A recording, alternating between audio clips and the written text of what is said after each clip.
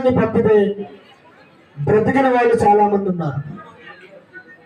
ఎంతో అమ్మవారు మహత్యం కలిగి ఎంతో శక్తివంతమైనటువంటి తల్లి మన బాలా త్రిపురసుందరీదేవి. అలాగే పరమేశ్వరుడు కూడా అత్యంత శక్తివంతమైనటువంటి శివుడు మన శివుడు. ఇందాక కాశీలో, గంగా నదిలో, అన్ని ఘాట్లలోనూ కూడా అభిషేకం చేయించుకున్నారు. ఎప్పుడూ ప్రతిష్టకి మునిపే చేయించుకున్నారు ఆయన. అంతటి శక్తివంతమైనటువంటి మూర్తి మన ప్రగతి నగర్ శివుడు. మన స్వామిలో మృత్యుంజయ కళ ఉంది.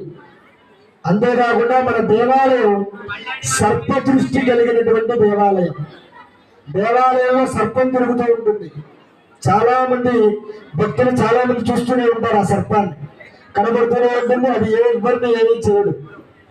అందువల్ల మన దేవాలయంలో